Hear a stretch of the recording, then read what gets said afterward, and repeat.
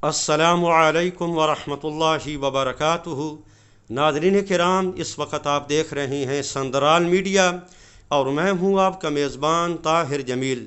तो आइए अपने टॉपिक के हवाले से गुफ्तगू का आगाज़ करते हैं।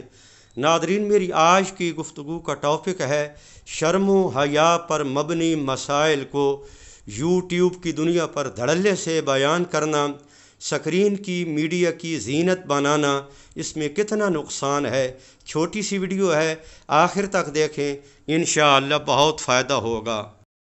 नाज़रीन किराम, अहम पॉइंट से पहले चंद एक बातें शर्म व हया के हवाले से सुन लें, बाद में इंशाअल्लाह मैं मकसूदी पॉइंट से आपको आगाह कर दूँगा।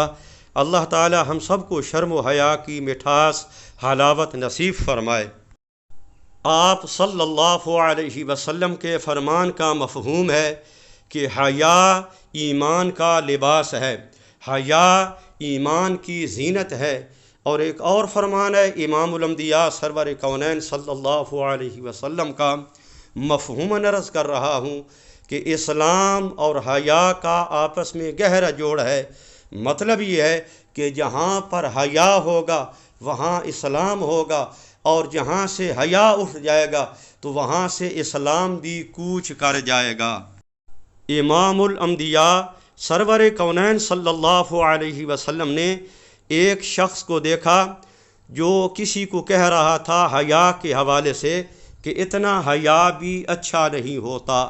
तो आप सल्लल्लाहु अलैहि वसल्लम ने फरमाया कि ऐसा ना कह। तो आप सल्लल्लाहु अलैहि वसल्लम के इस फरमान से हमें ये सबक मिलता है कि अल्लाह ने अगर किसी को हया का आला दर्जा और हया की आला सतह नसीब फरमाई है तो खुदारा हम उसको हया की निचली सतह पर लाने की कोशिश ना करें। आप सल्लल्लाहु अलैहि वसल्लम का एक और फरमान हया के हवाले से सुन लें। आपने फरमाया कि जब तेरे अंदर से हया ख़त्म हो जाए तो बस जो तेरे जी में आए वो तू कर। तो नाज़रीन, आइए अब मकसूदी पॉइंट की तरफ चलते हैं।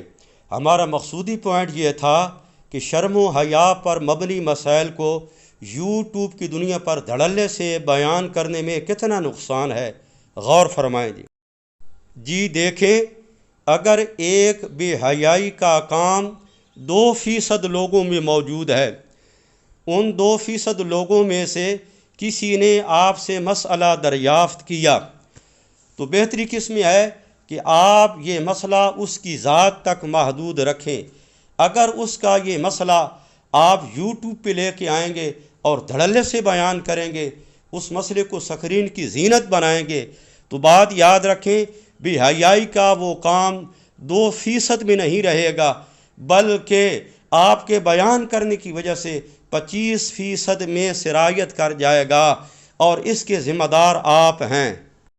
आखिर में मेरी तमाम उलमाए किराम से मुअद्दबाना गुजारिश है कि अपने चैनल पे इन ही मसाइल को बुनियाद बनाकर आज हम फेमस होना चाहते हैं।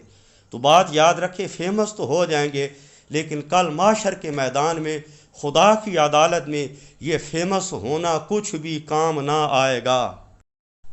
और इस बात को नज़रअंदाज न करें कि इस तरह के मसाइल बार बार बयान करने की वजह से एक तो इंसान खुद दरिंदा सिफ्त बन जाता है और दूसरे नंबर पे लोगों के दिल में भी वक़ार ख़त्म हो जाता है।